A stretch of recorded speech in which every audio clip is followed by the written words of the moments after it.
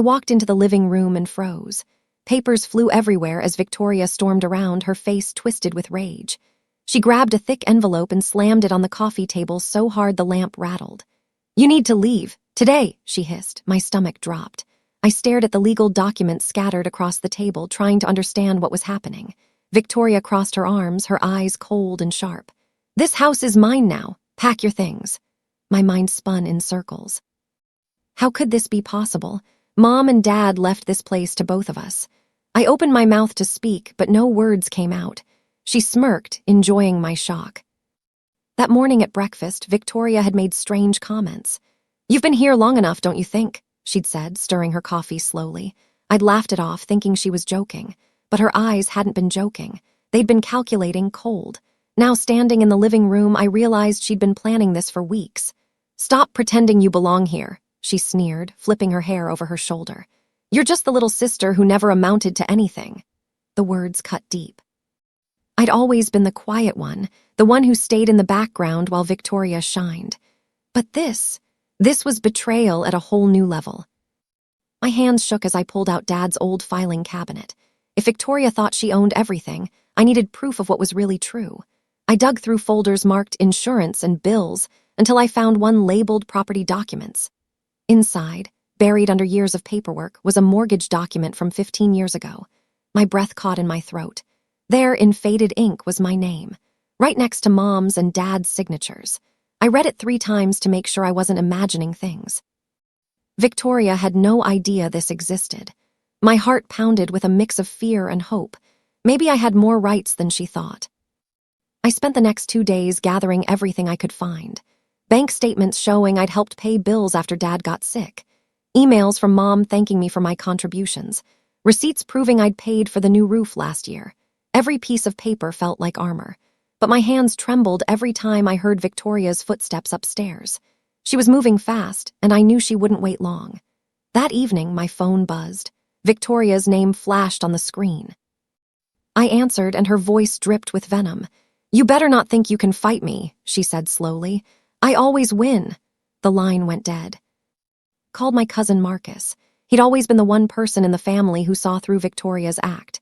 "She's kicking you out," he asked, disbelief in his voice. "That's insane."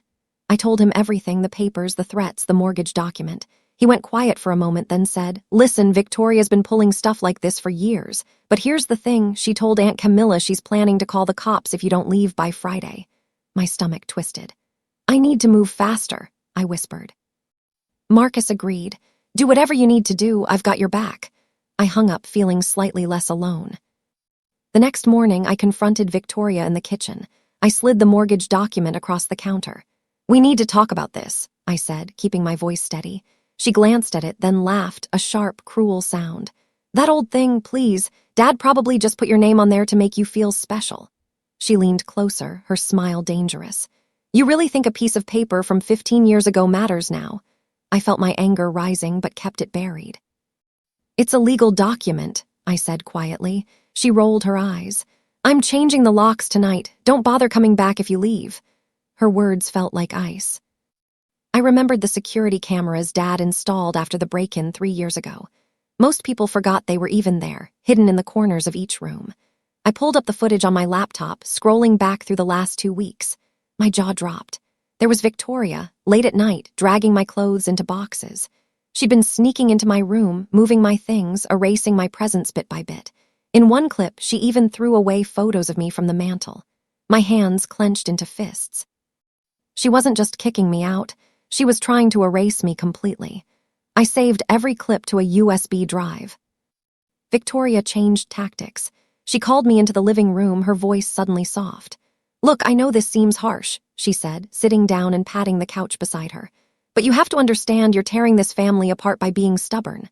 I stared at her, amazed at how easily she could lie. "Mom would want us to get along," she continued, her eyes wide and innocent. "Just sign over your claim and we can move past this."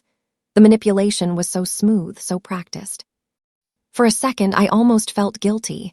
Then I remembered the footage of her throwing away my photos. "No," I said simply. Her mask slipped for just a moment. I sat in the lawyer's office, hands folded tightly in my lap. Mr. Patterson reviewed the mortgage document, nodding slowly. "This is legally binding," he said, looking up at me over his glasses. "Your name on this document gives you equal ownership rights." Relief flooded through me. "So she can't kick me out?" I asked. "Not without going through proper legal channels, which would take months and she'd lose." I felt a small spark of hope. Then the door burst open. Victoria stood there, eyes blazing. "I knew you'd run to a lawyer," she spat. Mr. Patterson stood, but Victoria had already turned and left. My hands started shaking again. That night, Aunt Camilla called. "I need to tell you something," she said, her voice tight.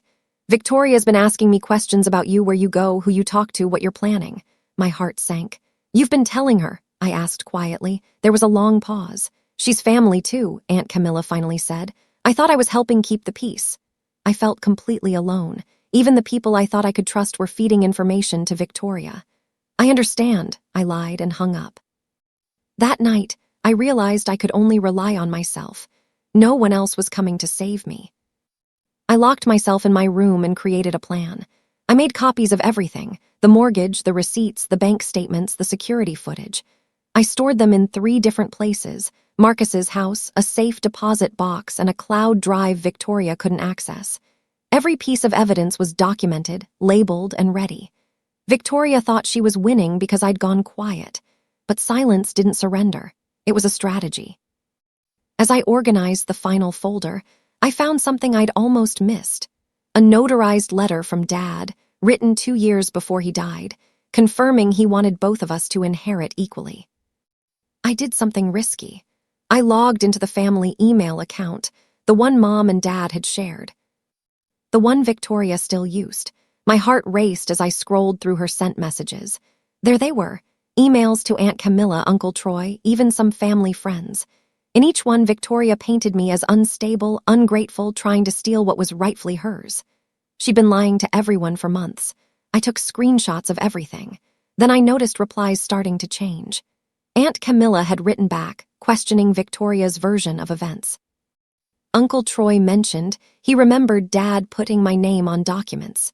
The cracks were forming. Victoria's web of lies was starting to unravel. Victoria had scheduled a meeting with a real estate agent. I found out through Marcus, who'd heard it from a neighbor. She was trying to sell our house, without my permission. I called Mr. Patterson immediately. Within hours, he'd filed a temporary injunction preventing any sale of the property without both owners' consent. When Victoria got the legal notice, I heard her screaming from downstairs. She burst into my room, waving the papers. "You did this," she shrieked. "Yes," I said calmly. "And I'll do whatever else I need to do." Her face went white with rage. "You just declared war," she whispered, then stormed out. I lay in bed that night, thinking about our childhood. Victoria had always been Mom's favorite, the pretty one, the charming one, the one who could do no wrong. I'd been the responsible one, the one who studied quietly while Victoria went to parties. When Dad got sick, I was the one who stayed home to help. Victoria had been too busy with her life. Even then, she'd felt entitled to everything. Mom had enabled it, always making excuses for her. Now I understood. Victoria believed the world owed her. But I wasn't a child anymore. I am stronger now, and I wasn't backing down. I didn't confront Victoria directly. Instead, I did something smarter. I invited Uncle Troy and Aunt Camilla over for coffee, separately on different days. I showed them the documents, the footage, and the emails. I watched their faces change as they realized the truth. "I had no idea," Uncle Troy said, shaking his head. Aunt Camilla actually cried. "She told me you were trying to steal everything." Within a week, the family gossip chain did its work. Cousins started asking Victoria uncomfortable questions. Neighbors gave her strange looks. She didn't know where the shift came from, but I saw her panic growing. Her perfect image was crumbling. Victoria made her boldest move yet. She showed up with 3 of her friends, big guys who looked ready for a fight. "You're leaving today," she announced, crossing her arms. "These gentlemen are here to help you pack." I stood in the doorway, phone in hand. "If any of you touch me or my belongings, I'm calling the police. I have cameras recording everything." I held up my phone, showing them the live security feed. Victoria's friends shifted uncomfortably. "Is she serious?" one of them asked. Victoria's jaw clenched. "Get out," she told them through gritted teeth. They left. She turned to me, eyes full of hate. "You think you're so smart." I smiled slightly. "Smart enough." Mr. Patterson called with unexpected news. "I've been talking with a colleague who specializes in property disputes," he said. "There's something called a partition action. If you and Victoria can't agree, the court can force the sale of the property and split the proceeds equally." My mind raced. "Is that what you recommend?" I asked. "Not yet," he replied. "But it's leverage. If Victoria knows you have this option, she might negotiate." He paused. "There's also another possibility. You could buy out her share." I'd never considered that. Could I actually afford it? That night, I checked my savings account. It might just be possible. I started playing mind games. I'd leave documents in obvious places, papers about partition actions, printouts about property rights, notes from Mr. Patterson. I wanted Victoria to see them, to know I had options. I'd smile calmly when she ranted, which drove her crazy. "Why aren't you scared?" she screamed one night. "Because I don't need to be," I replied quietly. I could see her confidence cracking. She'd expected me to crumble, to run away crying like I did when we were kids. But I wasn't that person anymore. Every time she tried to intimidate me, I stayed calm. It was driving her insane. Mr. Patterson filed the official paperwork. A court date was set for 3 weeks away. Victoria received her copy of the legal documents and went ballistic. She called me every name she could think of, threatened to countersue, and said I'd regret this forever. But I noticed something. Her hands were shaking when she yelled. She was scared. That evening, she went silent. Too silent. I checked the security cameras and saw her in Dad's office, frantically searching through files. She was looking for something. Later, I discovered what? She'd been trying to find a will, anything that might give her full ownership. She found nothing, because nothing existed. Dad had been fair, even if Victoria refused to accept it. I gathered every piece of evidence one final time. The mortgage with my name, Dad's notarized letter, bank records showing my contributions. The security footage of Victoria erased my presence. Emails proving she'd lied to family. Receipts for repairs I'd paid for. I organized everything into a presentation folder, clear, undeniable proof. Mr. Patterson reviewed it and whistled low. "This is bulletproof," he said. "The judge is going to see exactly who has the right to be in that house." I felt ready.